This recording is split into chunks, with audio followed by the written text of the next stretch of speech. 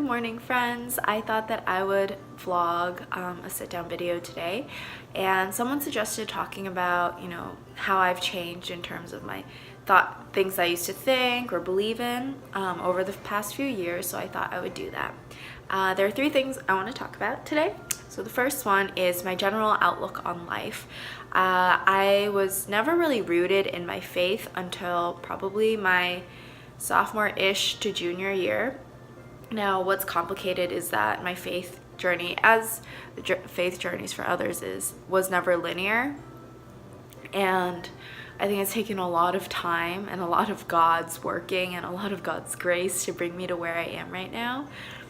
But I didn't really understand how my faith had an impact or an influence on the things that I did, said, and thought in my everyday life. I thought it was more like, okay, faith is this tiny part of my entire being, my entire life, and everything else is untouched by it.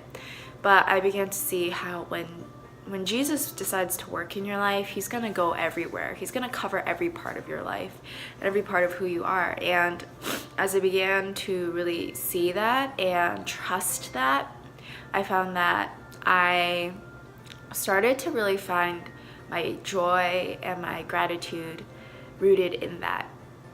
Now, I don't think that per se you need to be a Christian to find joy and to be a gracious person. There are plenty of people who are. But I think for me, having that hope in something bigger than me and something greater than me has really brought a lot of peace to my heart. And, my life has been radically changed by loving Jesus and choosing to follow Jesus every day. And that's the thing, life circumstances aren't going to be easy, and Christianity doesn't teach you that life's circumstances are ever going to be a breeze. In fact, the Bible talks a lot about how life will be very difficult, especially in those moments where you're questioning your faith. But I think that what Christianity and what Jesus offers is a joy and a hope, like I said, in knowing that this is temporary, that this is not the end, and that you can still find such beautiful things in life, even though, your life may seem like it's going through a really stormy season. So that's probably the first most important thing that has changed about me and what I believe in. The second thing would be my outlook on injustice in the world. And I grew up in a town where we really considered ourselves liberal, and because of that, I never really I lived in a bubble, first of all, but I also never really saw what a lot of racism, sexism, homophobia, etc., looks like today. Obviously, there are certain areas you go to where there will be blatant, derogatory terms and slurs used, or really awful stereotypes thrown around. But I think for the majority of people, a lot of the oppression and microaggressions that they face are exactly that. They're micro, so they're more subtle, but they still exist, of course. But I never really understood that. So I was also young, and coming to terms with understanding how the world really is was really hard for me, I think, and I was pretty resistant towards it. And I think a lot of it is that in our culture, politically and socially, we're pretty polarized.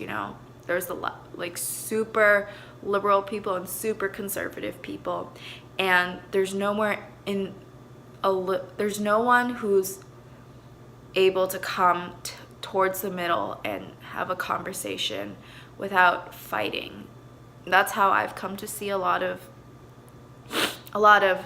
interactions, and I understand that a lot of people are aggressive because they feel like they're under attack. But from my standpoint, being, a 17, 18-year-old, not understanding issues such as pro-choice or pro-life or same-sex marriage and things like that, it turned me off to have people yelling at me or to see people yelling at others about why they have to believe in this and they have to do this or else they're a piece of trash, blah, blah, blah, blah, blah. And I understand it comes with the territory of the internet and of social media where everything is so explosive and so rapid in terms of escalation. But I do, again, believe that there are times and places to be where that's appropriate, but there's also times and places where you need to take it down and approach it calmly and be able to have a conversation with someone, especially someone who for the first time is starting to learn about these injustices that exist in the world. Like I was. A lot of young people, I think, grow up in a bubble, and so unless they're pretty active in social media where social justice is talked about, they're not going to get that exposure.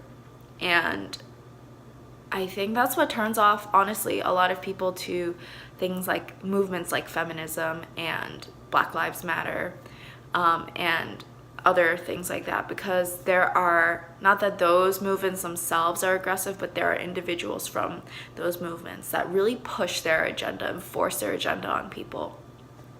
And that's not to say that I don't think Black Lives Matter and feminism is important. I think they're incredibly crucial to bettering our society for large groups of marginalized people.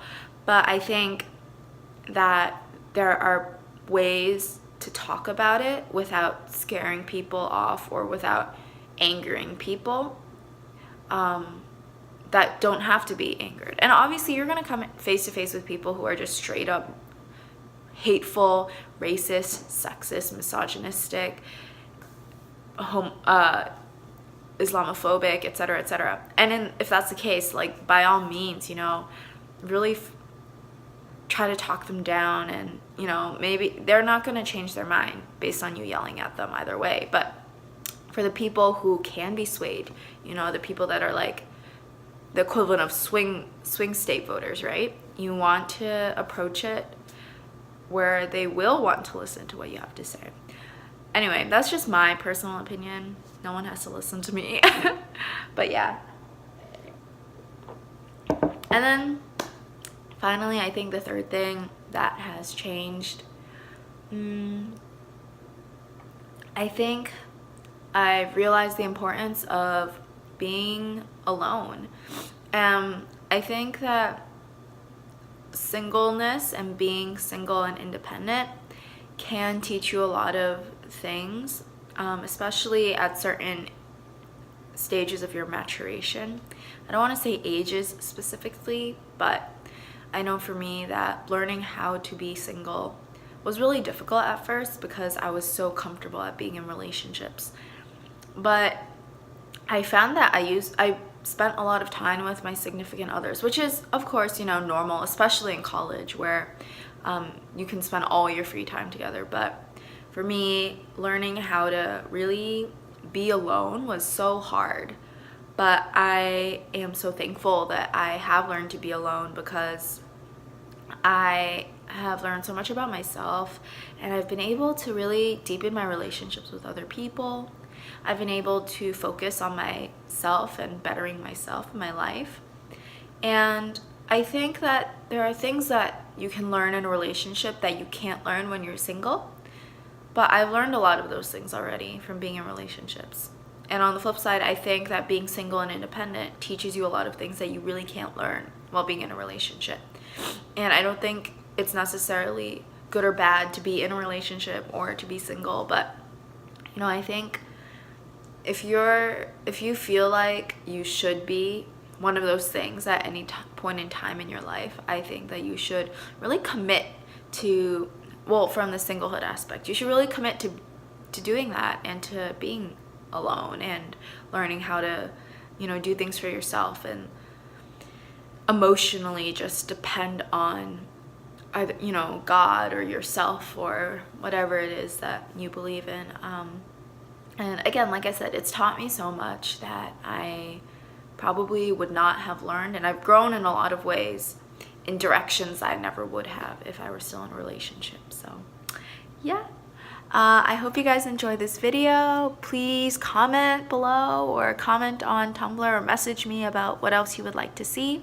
And I will see you guys in the next vlog. Bye!